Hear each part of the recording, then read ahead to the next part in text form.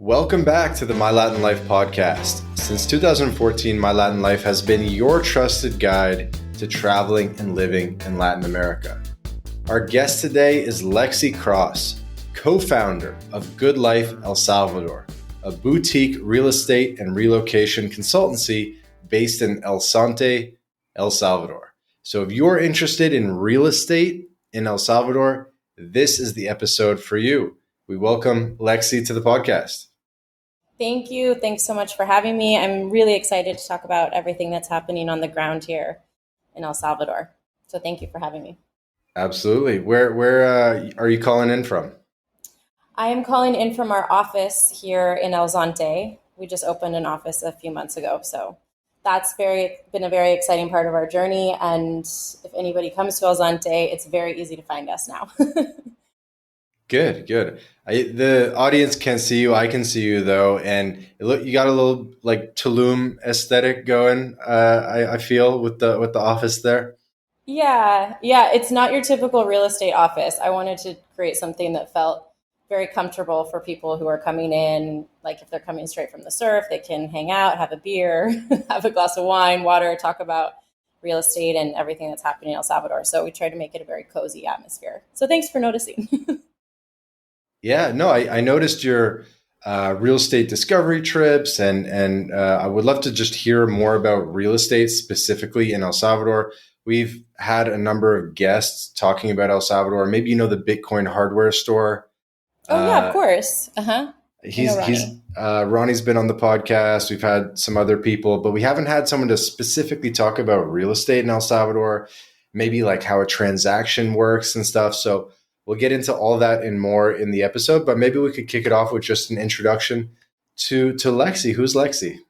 Sure. Yeah, I moved to El Salvador it's almost been 6 years now that I've been living here. I'm from Seattle, Washington. I lived in New York City for about 10 years.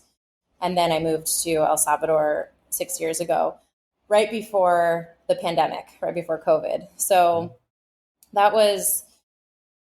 really, COVID was the reason that I ended up staying here. I came just for a surf vacation to learn how to surf, met my boyfriend, and then basically stayed. We started our real estate company about 4 years ago.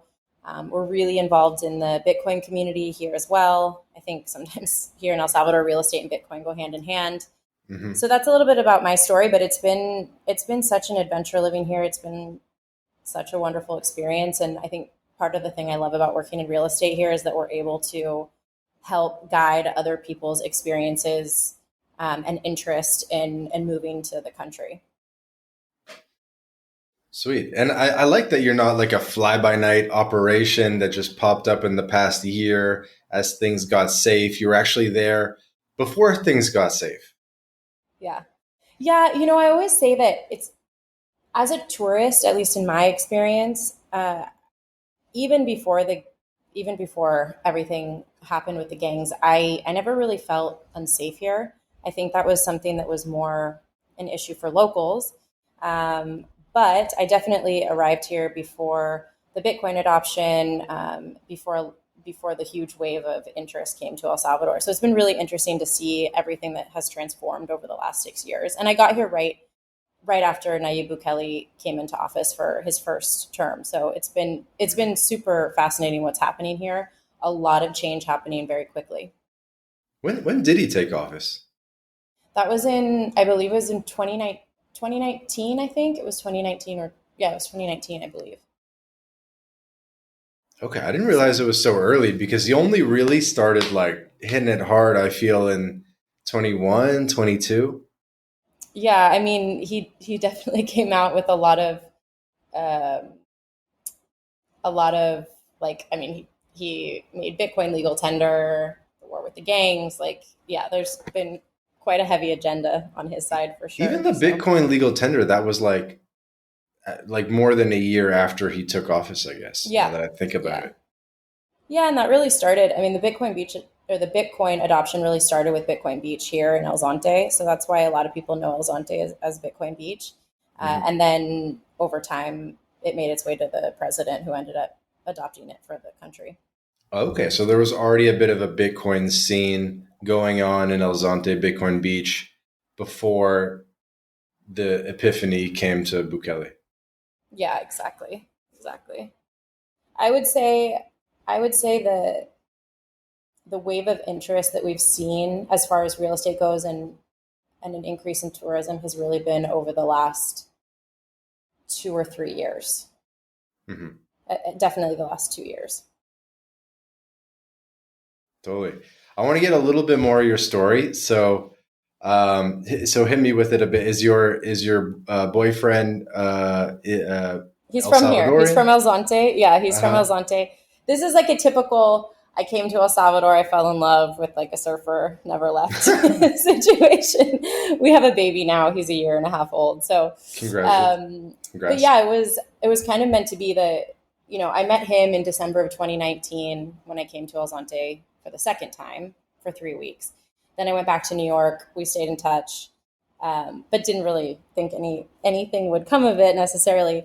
And then I came back to El Salvador on March 11th of 2020, which was the day that the president closed the border for entry. So Wow. I basically made it into the country just in time. Literally, I think it was probably one of the last flights into the country. Touchdown here in El Salvador, and like COVID happened. We didn't really know how serious it was going to be at the time, so I sort of just like kept. I was only going to come for 10 days, so I kept extending my trip, and then 3 months later, I'm like, I think I should just give up my New York City apartment.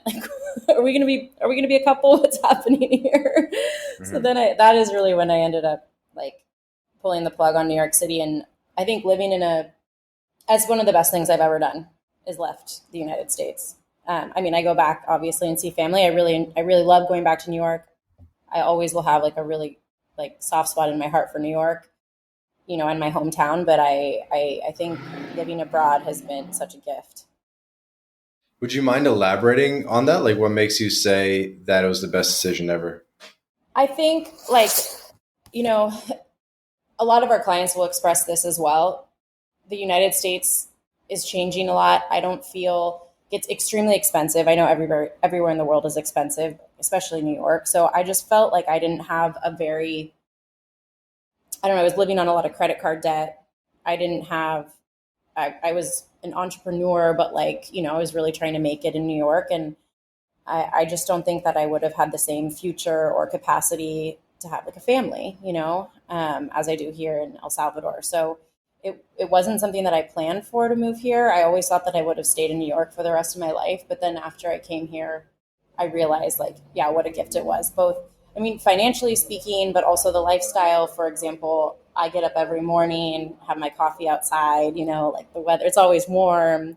Yeah, The people here are super friendly. The pace of life is much slower, although there's still like very much a social scene here in a good way. So I guess that would be, mhm. yeah, Back that to would explain it. nature, fresh Yeah, papaya, mango, mango, coconuts in your backyard, bananas, palm but yeah, trees it's, swaying. yeah. So we have a lot of clients that are looking for that same sort of change of lifestyle, like coming from most of our clients are coming from the United States, Canada, Europe. They're sort of feeling like they're looking for a different pace of life, but also a place where they can feel more free and excited by the opportunities here that you don't necessarily have in those places anymore as much. Totally. And the baby's good. He's a little Yeah, El Salvadoran American baby. yeah, he'll be a surfer at some point. He loves the ocean. He loves going outside. It's really fun to raise a baby here. I mean, in some ways, it's definitely different than New York City. I don't have as much access to things, and I think that sometimes is hard coming from living in a place like that. But we do have access to the beach, like the access to the outdoors, and so Hmm. I think it's a really healthy place to raise a baby. Totally. I don't know. Have you ever been to El Salvador? I have not, I Oh, must okay. admit. Yeah. You have to come visit. Stay in El Zonte. Like I'm biased, of course, but I think it's the best place to touch down is like stay here, and then you can see a lot of the different parts of the country. It's a really beautiful country, like a lot of variety of the mountains, the lakes, the ocean, the city. It's a small country. I keep saying I'm going to go because I've had so many El Salvador guests on and it's kind of getting embarrassing. So I kind of need Yeah. to Yeah, go. you have to come. You have to show up. We've had on Ronnie that we talked about. We've had on Murph's Life. Maybe you know Murph's Life. Sorry. Ahora no. Ajá. No, sí, pero ahora no puedo porque yo estoy en llamada. Okay, okay. Sorry about that. No problem. That's me all day. Estoy en llamada, estoy en llamada. Yeah. Sorry, what were you asking me? What did you ask? So yeah, I think the only person I know who's actually bought real estate in El Salvador is Murph's Life, Aaron Murphy. Oh, I'm okay, not yeah. sure if you follow his stuff, the Bitcoin Mountain. It's like Yep. a charity, and he's not in El Zonte, obviously. He's out in He's in Ruta near. de las Flores. It's really Mhm. interesting what's happening there. It's a beautiful place to buy property, and I haven't actually personally visited the project that he's working on, but my boyfriend, my business partner, has, and a lot of our clients have been there and make a point of going and seeing his project while they're here. So I've only heard really incredible things about what he's doing. So maybe you could walk us through a real estate transaction in El Salvador. Maybe it's a bit different if you use fiat versus Bitcoin, but I'm sure there's some quirks to the process specifically in El Salvador, of course, compared to the United States, and maybe even compared to other places in Latin America. So could you maybe walk us through kind of like what we need to know? Yeah. So I think the first important thing to understand about buying property here is that foreigners can buy property here. So in many other places, for example, in Mexico, I don't know in all of Mexico. I know in certain parts of Mexico, you The actually coast, have yeah. to you lease land. Yeah, so it's like a Mhm. 100-year lease or something. Here, you actually own the property outright, and your name is on the title. So Nice. that's you have the same rights as a Salvadorian. I would say the other thing about real estate here that you need to know is that I always tell clients it can be an adventure because there's not a lot of regulation in El Salvador. You kind of we can do everything that we can to control the process and make sure that a property is clean or doing the correct due diligence on a property, but there's always something that kind of can come up in the process, which is why it's really important to work with somebody who you really trust and has Hmm. experience in selling properties here. Hmm. But foreigners can buy property. There's no property tax here. That's something that people Love really it. love, right? So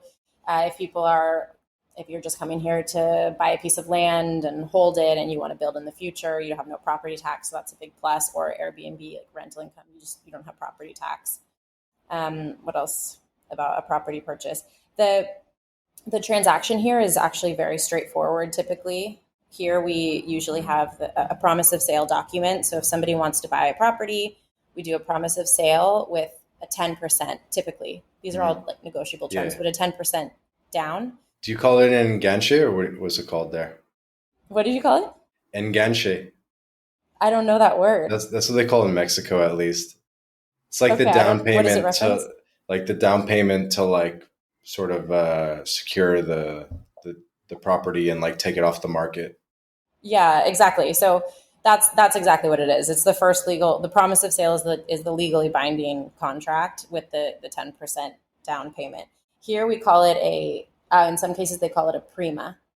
A prima. So that's like Okay. the down payment, and then usually you have about 30 to 60 days. Again, this is negotiable until you sign the final purchase sale agreement. So, and then you would do the 90% of the transaction. Hmm. So it's a pretty straightforward process. Again, it's just making sure that the property that you're purchasing is clean. It's free of any issues with taxes, things like that. And Yeah, then as far as makes sense. Bitcoin, I think that's a really important thing to mention here because we're doing a lot of real estate transactions with Bitcoin. And that's something very unique, I think, as far as what's happening around the world with real estate. So Totally. many of our clients are Bitcoiners. Well, Bitcoiners don't always like to spend their Bitcoin, right? But people want to have a place here in El Salvador. So we do Bitcoin transactions. Very simple. It really, really simplifies the process, especially if it's just wallet to wallet. Mm. If we have to do an international wire transfer, which is what we would do if we're not doing a Bitcoin transaction, those can be they're pretty straightforward if it's coming from the U.S. or Canada. But when you start working with banks in Europe, for example, it can get super complicated because the systems don't really speak to each other. So the Bitcoin transactions, the ability to purchase property in Bitcoin has been a huge driver for the success of real estate here. Really? So it's literally easier to buy with Bitcoin than a wire transfer. Oh, yeah. We had clients from Europe, from Holland, and they were purchasing a condominium with us. And we actually we tried for weeks to get the wire transfer through. And then in the end, we actually had to suggest like buy Bitcoin and send the Bitcoin to the developer. So I think that, people are still in the phase of hodl Bitcoin, right? Like a store of value, but using Bitcoin as a medium of exchange has so much value. And so that's what we've seen here. Interesting. I don't know. Are people buying Portugal? I know you're in Portugal right now. That's a place where I think people are also using Bitcoin, but I don't know much about it. I've never been. Maybe I've only bought one piece of real estate internationally, and I just did a wire transfer from my U.S. bank, and it was fine. Yeah. But yeah, generally speaking, it works. But Europe is what's usually more complicated. What percentage of transactions are with Bitcoin that you're seeing? I would say it depends.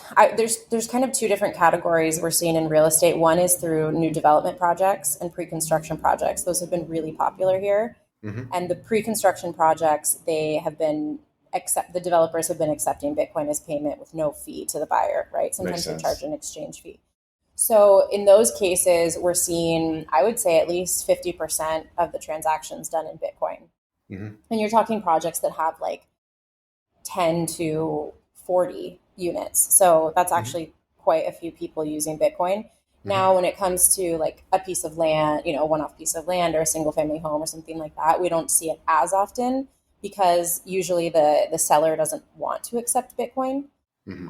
It's still possible to pay in Bitcoin if a seller doesn't want to accept it. We use a third party who helps. They basically take the Bitcoin from the buyer and then they deposit US dollars in the seller's account.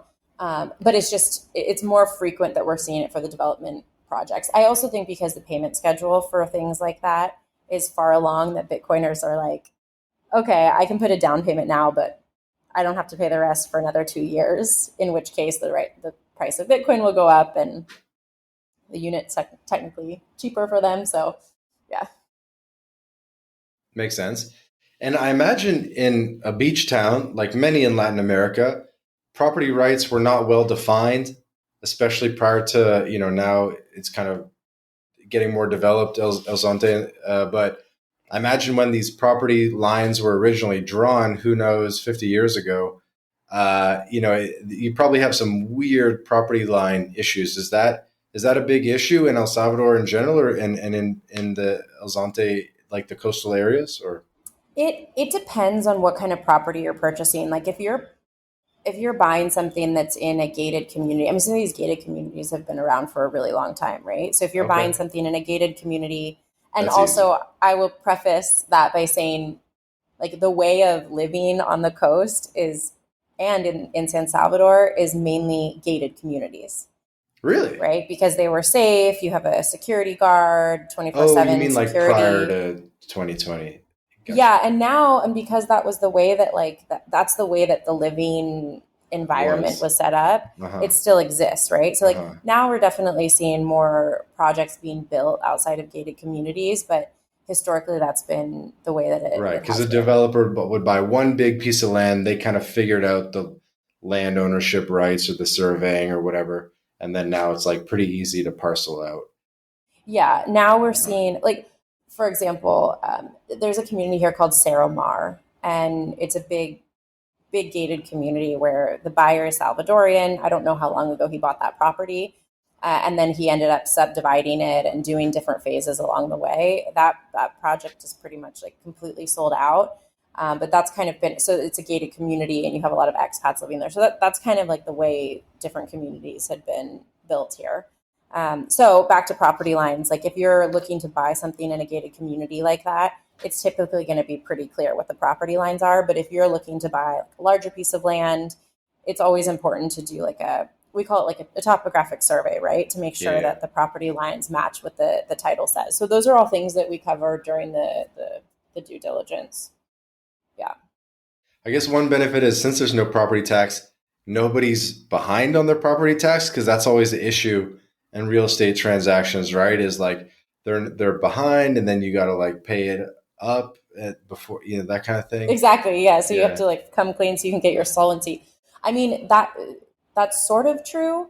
Although there are I'm there sure are that there's other there's things. issues. Yeah, There's always fees. No, there's municipality taxes for like water and trash and things like that. So you can be behind on those fees, even though they're really minimal. Like I don't know, $20 a month, something like that. Like you can still get behind in that.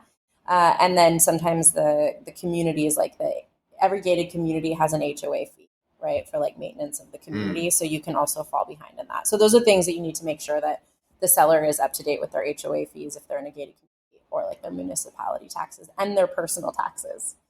So if they have issues with their personal taxes, you will have trouble being able to register the property under your name in really. the National Center of National, the CNAR. It's the Center of National Registry. Yeah.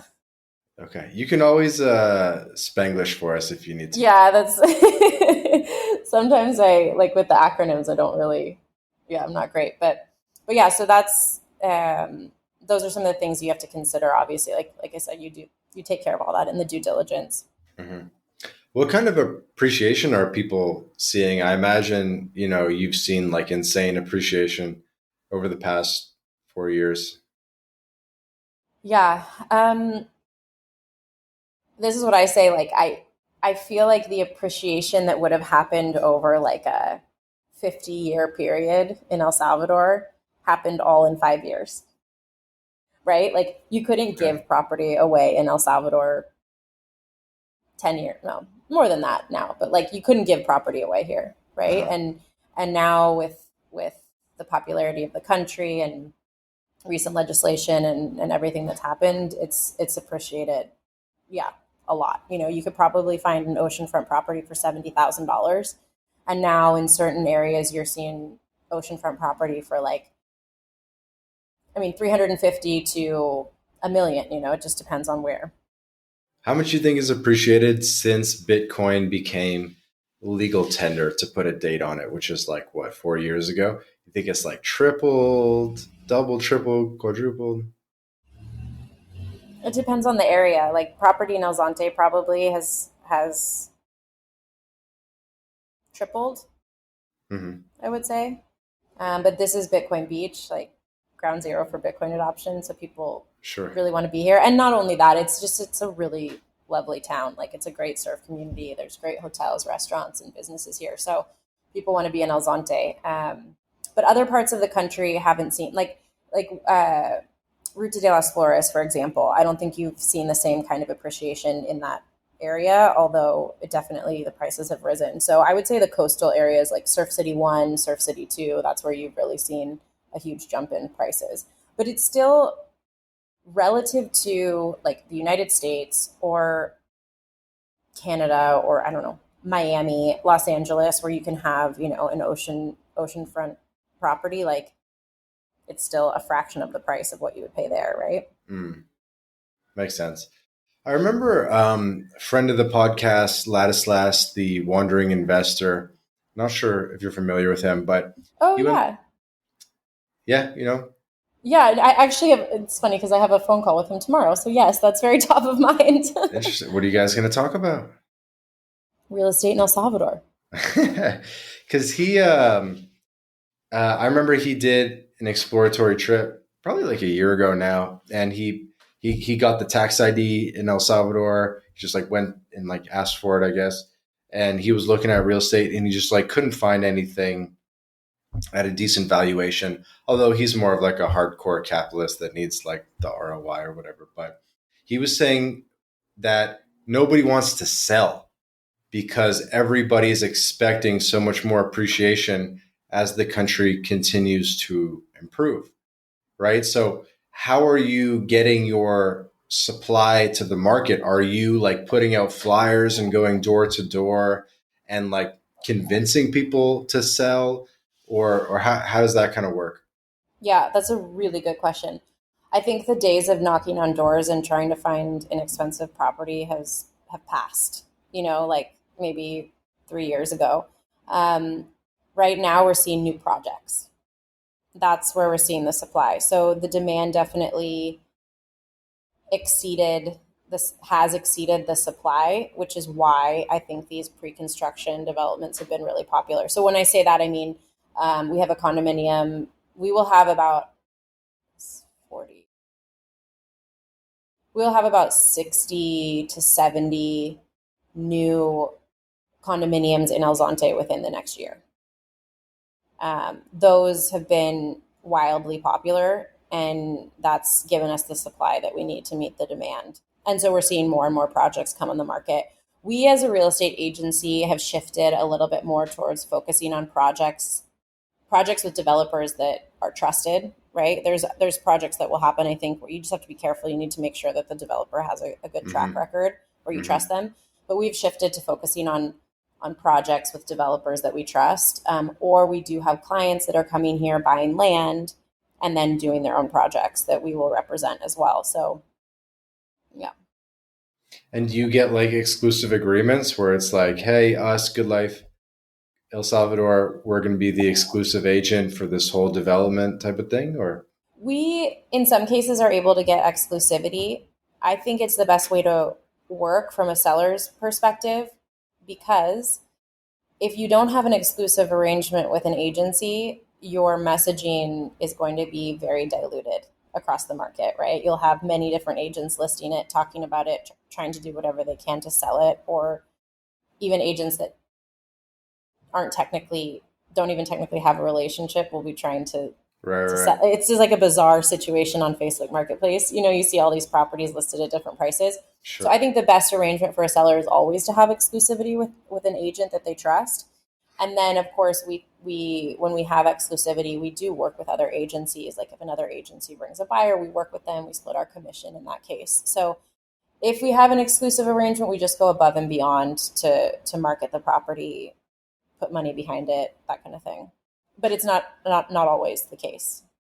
So it's a competitive market. Like you can be working on selling a property for 6 months and then somebody else comes with a buyer, just has better luck and sells it, right? So that's why it's definitely, working in real estate here is not just like an automatic win. It's a lot of work, and you have a lot of lows and then you have some highs. So And do you focus, I believe you focus specifically on the coast and Bitcoin Beach, and I don't know, maybe up and down the coast. Do you also do San Salvador and other areas of the country, or? Yeah, most of the demand we're seeing is in Surf City 1, which is the area with El Zonte, El Tunco, about an hour from San Salvador. So we focus on that because that's where most of the demand is. But we do have clients who are interested in buying in San Salvador or other parts of the country, and we definitely help in those areas as well. So if we don't have a listing in San Salvador that fits what one of our clients is looking for, we can always work with one of the agents that we have as a partner in that area and see what listings they have. So we've worked really hard to build our contact list of other agents in the country to make sure that we can accommodate clients' needs.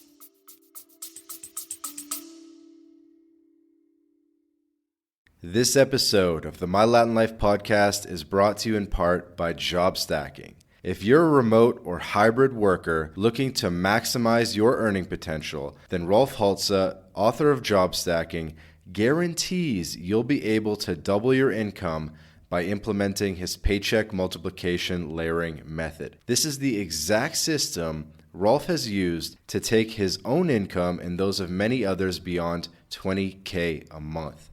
With this method, Rolf contractually guarantees that you'll be able to double your income in 45 days. So, if you're interested in unleashing your earning potential and doubling your income, then click the link in the description and book a call with Rolf right now. Makes sense. And explain something to me. So what is Surf City 1 versus Surf City 2? So you have Surf City 1, which is, well, Surf City 1, Surf City is the president's branding, right, for El Salvador. So you have Surf City 1, which is basically a long stretch of coast with different surf breaks.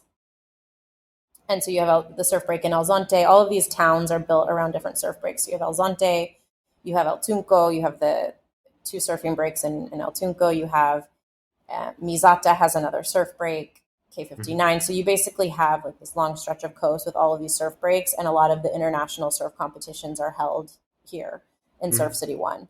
So that's why it was called Surf City, and that's why we have so much tourism here, is mainly surf tourism.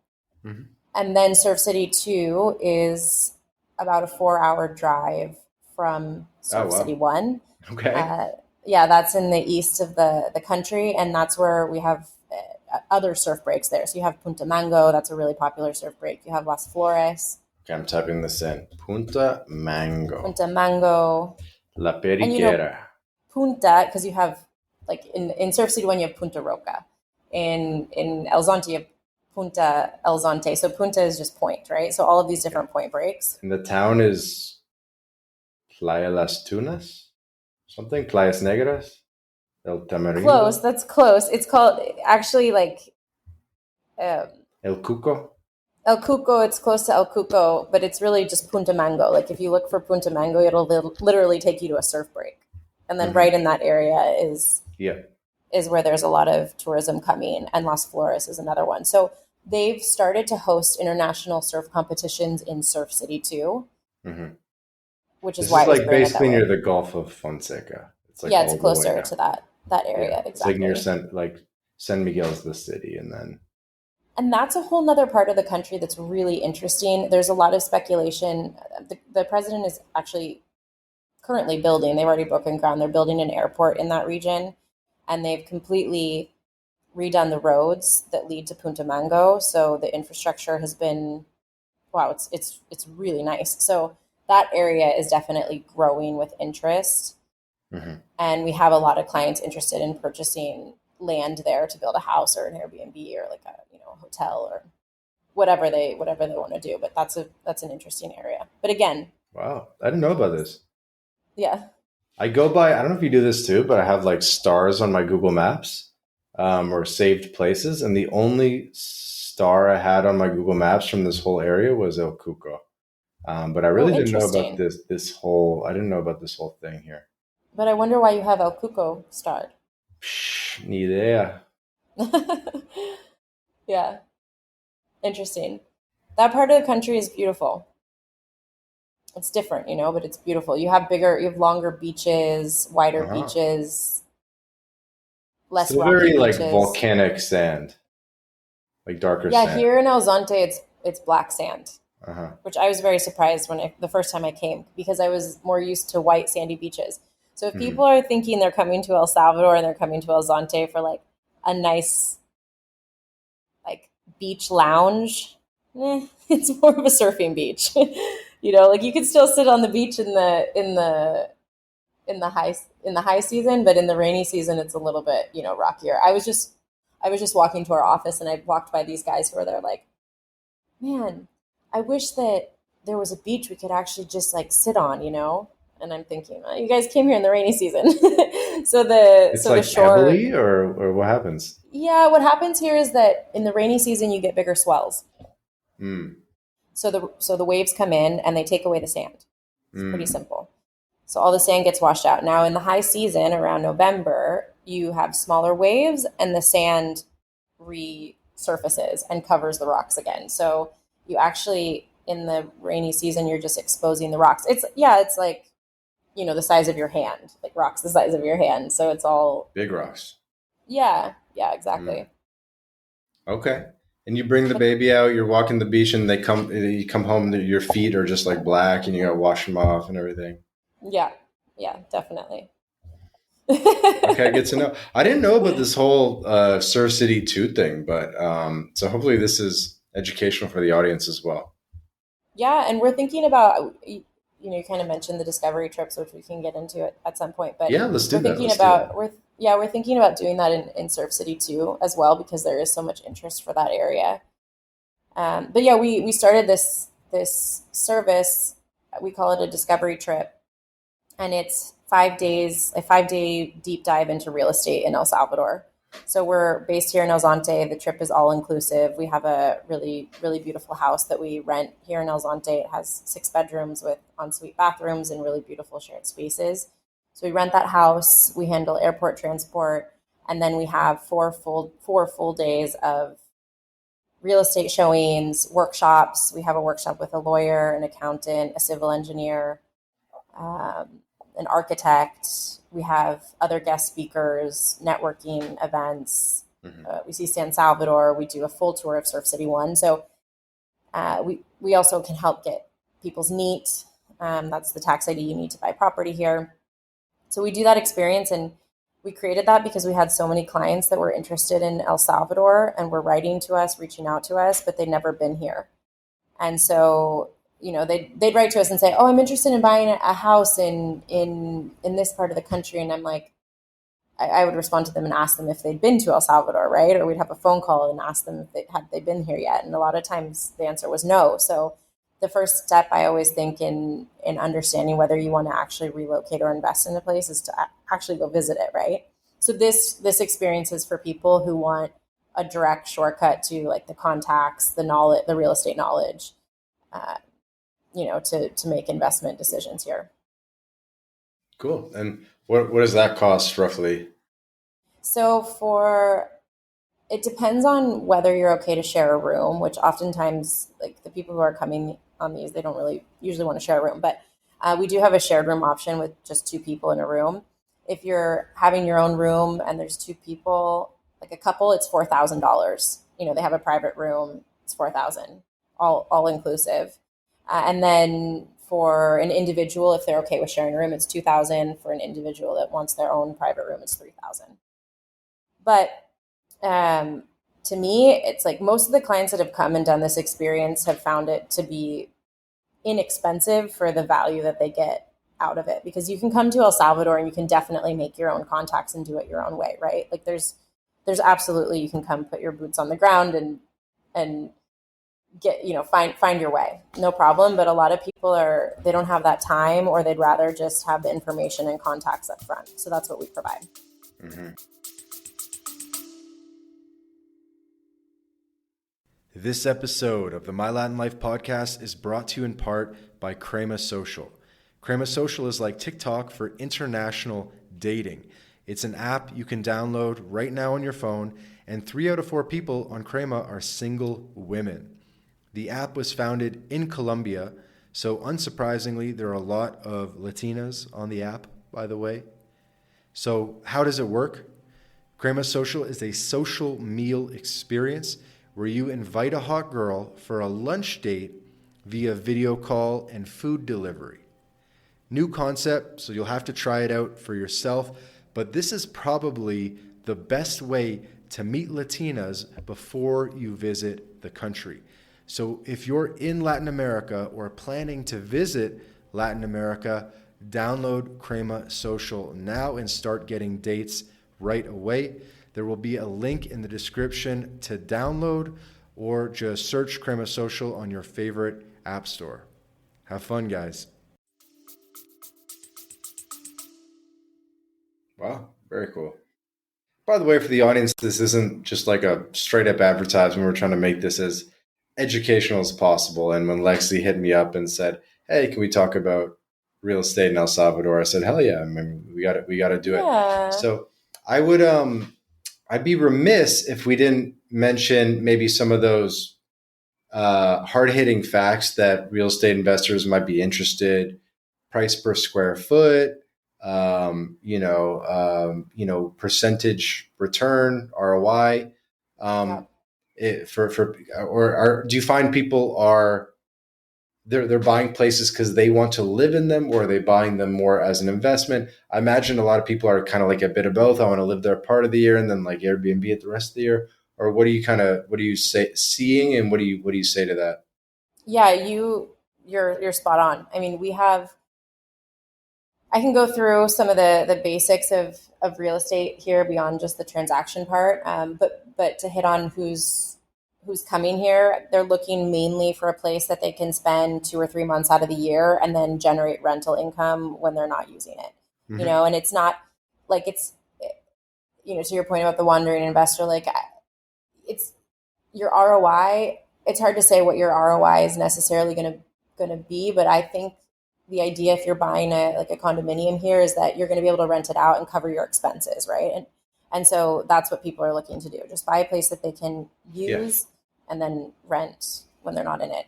So let me hit on some of those things, maybe like roughly in order, for people who are curious. So I guess one is Airbnb legal in El Salvador? Do you need a license or can you just do it? How does that work? Here, there are no real restrictions on Airbnb. It would be a matter of the HOA. The HOA. So there are certain communities that frown upon it more than others, but most of the communities you can rent. Yeah, Okay. and there's no legal restrictions. It's just a matter of So if I had a single family home or something, I don't need a license. I can just put my property on Airbnb. Yeah. Okay. Of course you have income tax here, that's right? Fine. That's so fine. And then but yes, you can. Right. You mentioned how I'm in Portugal at the moment, and like you can't even get a license to like do Airbnb. Mexico's good like that too. Like in Mexico, you can just put your place on Airbnb, like no license. It's great. Yeah, and things might change, but as far as I'm aware, with current legislation, there's no issue. Okay, cool. And then do you like hook people up with the property manager, that like an Airbnb manager that maybe they take 10, 15, 20% and then they arrange the cleanings and this and that? Do you have something like that? Yeah, again, it's not a sales pitch, but we are going to start our own property management. So if people are interested in that, we can help with that. But there's different agents around that can help. We have a client that bought a house in that community, Saramar, that I was telling you about, and we have a property manager that we linked them up with, and they're really happy with him. So there's different freestanding property managers. Okay, cool. Use. And then I guess like in El Zonte specifically, because that's your bread and butter, like what is the price per square meter or per square foot right now on average? Okay, so in El Zonte specifically? Yeah. I guess that's probably the market you know best. So, and it's probably also the most expensive in the country. I don't know. It is. You're right. It is the most expensive. I'm going to give you an exact number now. For example, for the pre-construction projects, like in El Zonte, you're not going to find, at least on the ocean side, there's the main highway, so there's the mountain side and then the ocean side. Okay. On the ocean side, you're not going to find a lot of land for sale here or single family homes. What you're going to find are the condo developments. Okay. There's just not the supply of land, or it's too expensive if there is. So for a condominium, one of the most recent condominium projects we have, you're looking at a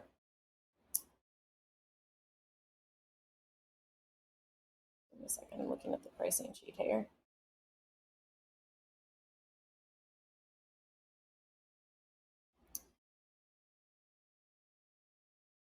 So for a one bedroom condo is $258,000 total. So the price per square meter, is about, you're looking at about $4,000 per square meter. Okay. Which is I got the highest reverse math here. In all of the country. By for square foot, it's about 400. Mm-hmm. Okay. I can't do math and host a podcast at the same time, but okay, people can do that. No, but that's $4,000 per square meter. That's for a condo project in El Zonte. That's really like what we're seeing across the board for different developers. Okay, 4K per square meter. Okay. Mm-hmm. And then what? I guess another question people would ask would be about maybe mortgages. Is that a thing? Is that available for foreigners? What's the deal with that? Yeah, mortgages are really hard to get if you're a foreigner, unfortunately. I think it's because the banks just see see foreigners as risky, right? They don't have like a lot of times assets in the country. Even 50% LTV, not even possible.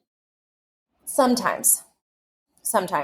For the developments, for example, a lot of times the developers have a Developer relationship with the financing. bank.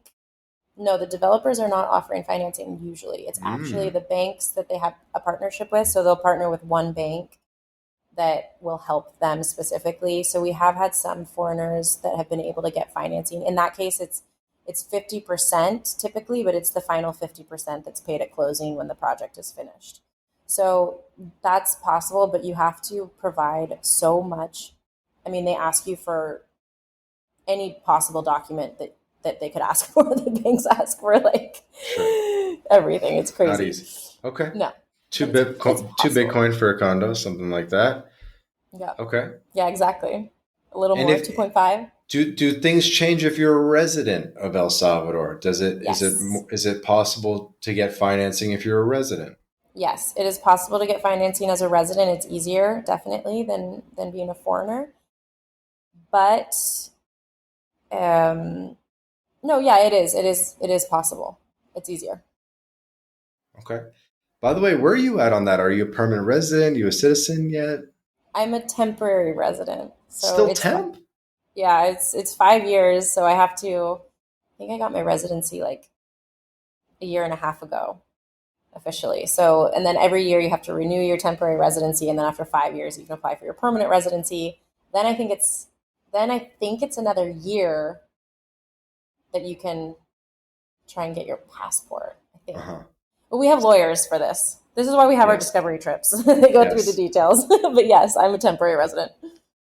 We do too, by the way. MyLatinLife is a full-scale immigration consultancy. We do residency in El Salvador, so we can get people residency as well. Oh, great. Cool. So you, when you had did you only get residency after you had the baby?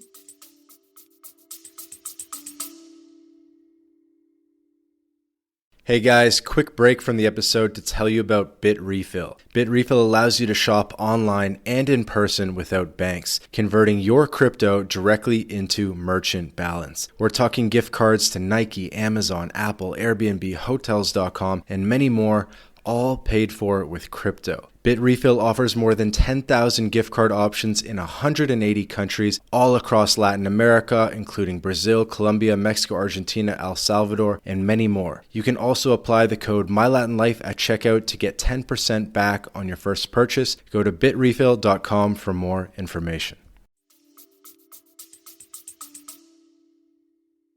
I did. I got my residency like right around the time that I had my baby, because before that I wasn't I didn't really have a need of being a resident here. Like what's the word I'm looking for? Visa runs. Your visa, foreign visa. Yeah, your overstay, visa. Anyway, your tourist visa. Tourist visa. That's the word. So your tourist visa here is 6 months.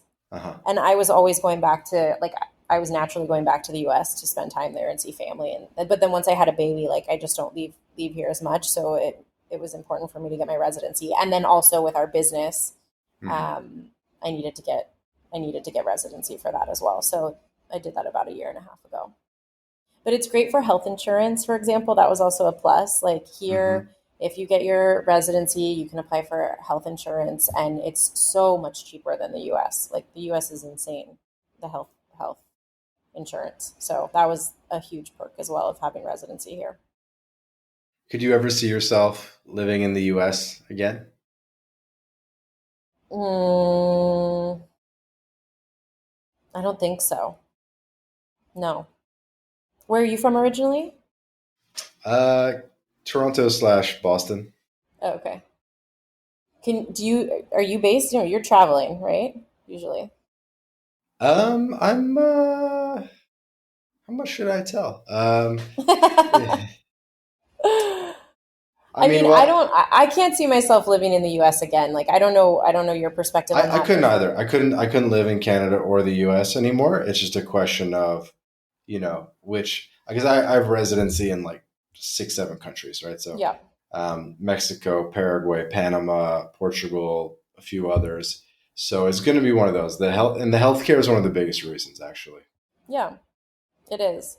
I mean, when I was in New York and I was working for myself, my healthcare was like $700 a month, and it was the cheapest plan I could get. It was basically like catastrophic Hmm. coverage. That's it. Hmm. It covered nothing. Yeah. And here, which is crazy because you're paying 700 a month. That's like rent in some parts of the world. So, Hmm.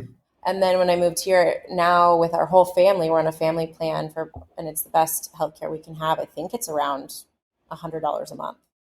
You know, Boom. so yeah, Family of three, $100 a month, guys. You've heard it yeah, here. yeah, exactly. And probably better care. Yeah, like I preface this with saying the public healthcare system here is not good, and it's something I know that the government is actively working on, but the public system still needs a lot of help. The private healthcare system here is really good, really Hmm. good. Like I had my baby in El Salvador. I gave birth to him here at one of the hospitals, and the care was like above and beyond.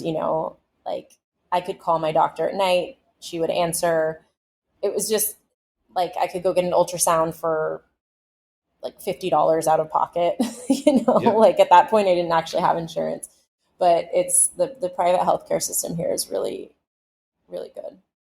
totally. Yeah, you have at least in Mexico, you have a baby out of pocket for like $2,000. Yeah. Yeah, here out of pocket I think it was 5,000, and I had a C-section, so I mean, and I had like the best care that I could have. So a lot of people, a lot of expat families, they actually leave to go have their babies in their home country, which I understand. And every person's situation is different. But if somebody is considering having a child here and getting like a second citizenship, I think it's a good place to do it. Safety, better health care, economic opportunity, Pacific Healthy Coast upbringing, sunsets, yeah, healthy upbringing, best for coffee in the sure. world. Bitcoin education, all the sexy things. Yeah. It's a no-brainer. It's a no-brainer. So as we get to landing the plane of the podcast, anything we didn't sort of mention, or I wish we got into some like stories. Like I bet there's been not like horror stories, but yeah, horror stories about real estate transactions. I wish we had time for some of those. But do you have like a Yeah. quick one? Like there's been we definitely have had our share of challenging situations with real estate here. I think, like we had a client we were working with to close a deal I don't know, a few months we were working on that deal, and then at the last minute the seller went behind our backs and sold it to somebody else. And we have been working on that for quite a while. So we get stories like that, not all the time, but sometimes, and those are things that are just kind of out of our control. Um, but I have lots of stories. We'll have to do a second Horror podcast, stories. and then we can talk about real estate horror stories, or we can just talk about like the adventure of living in El Salvador, which is a total blessing. And like I said, I would not change for anything in the world, but there's definitely like integration process leaving North Integration America, process. living in Central America. Yeah, so many things. Quick random question. How long does it take I don't know if they call it the Claudastro in El Salvador, but to actually get the property in your name? Because I have a property in Paraguay. I've been waiting a year and a half to get the property in my name. Oh, And like here it shouldn't. I'm renting it out. Like it's like generating rental income is mine, you know, but I don't have the property in my name still. It's like, so I was just And curious. is that just like bureaucracy, or is there It's just issues? bureaucracy. It's just Yeah. bureaucracy. It's called it's just the Claudastro is slow. Here, it should be a matter of weeks. It really Okay. shouldn't take that long. Like, so long as you have the solvent, that's you need to make sure, typically before you close on the property, that you're able to get the solvencies of the buyer and the property. But so long as you have that, like, it really shouldn't take long, as long as you have a good lawyer. Okay. Good to know. Yeah. Yeah, I could tell that's probably one of the benefits of El Salvador. It's like got to be one of the most efficient bureaucracies in Latin America. It seems they've kind of cleaned it up Mostly. mostly. Yes. You haven't dealt with the other countries. No, I only have, it's true. I only have it. Okay. So yes, I mean, generally pretty efficient here. We have good lawyers. We have a great team. That is very important. That is very important. Otherwise, things can take a very long time. So open to close, how long does the transaction? Someone says, 250K condo, let's do it. I don't care. Let's go. How long is it gonna take? Like if it's a secondary market, like for example, a seller is selling it, not a developer, like something like that. You can close a property here in a matter of days. Like you can fully close it. For example, you can skip the promise of sale. You can go straight to the purchase sale agreement. Like if it's a piece of land, you're not doing a home inspection or different things like that. Like we can close in a matter of days, so long as everybody's ready and the property is clean. Beautiful. That's all. Oh, one quick other random question. Have you ever had someone buy with like a US LLC or a foreign entity, so it's not in their name? It is possible. We have people doing that with the condominiums. So yes, it is possible. We have most of our clients, if they're going to buy it with a company, they're actually creating a Salvadorian entity and they are purchasing it with their Salvadorian entity, which happens a lot. And actually, this is just an interesting side point. When you sign a promise of sale, if your company is not ready yet, you can buy it you can put in the promise of sale contract your name as a natural person, and then you can create your company and close under the company's name. So you can actually transfer the rights of purchase to your entity. So that's also a reason why some people do the promise of sale, because they need like 60 days to finalize their company, and then they buy it under their company name. Okay. And there's all different reasons for that, like tax benefits, or so people buy under their name, like personal name or versus a company for different reasons. Okay. And that's pretty common? Yeah. Yeah. So do a El Salvador company, and then maybe you could have that be owned by a US LLC or a Panama Foundation or something like that. That's also an option, to have a Salvadorian entity that is owned by a US company. Okay, cool. I like it. Cool. So, Lexi, thank you so much for joining us on the podcast. When we say bye, hold on for like 2 seconds as the audio uploads, by the way. But why don't you use this moment to let people know where they can find you, follow you, all that good stuff. Yeah, okay. So we're very active on Twitter. You can find us at Goodlife SV on Twitter. Our website is goodlifeelsalvador.com. And you can also email me hello@goodlifeelsalvador.com. So those are the best ways. Awesome. And we'll do our best to put that link in the description to this episode as well. And guys, for anyone listening to this episode, mention MyLatinLife when you contact Lexi and when you buy things, so I can get a hefty commission. I'm joking. Please. That's funny. We'll hook you up. Good stuff. Good Life Investor, Lexi. No, thank you so much for joining us. This has been another episode of the MyLatinLife podcast. And again, for the audience, wherever you're listening to this, Spotify, Apple Podcasts, YouTube, Twitter, please be sure to subscribe to the podcast, leave a review. Really helps us grow the show, and we'll see you in the next episode.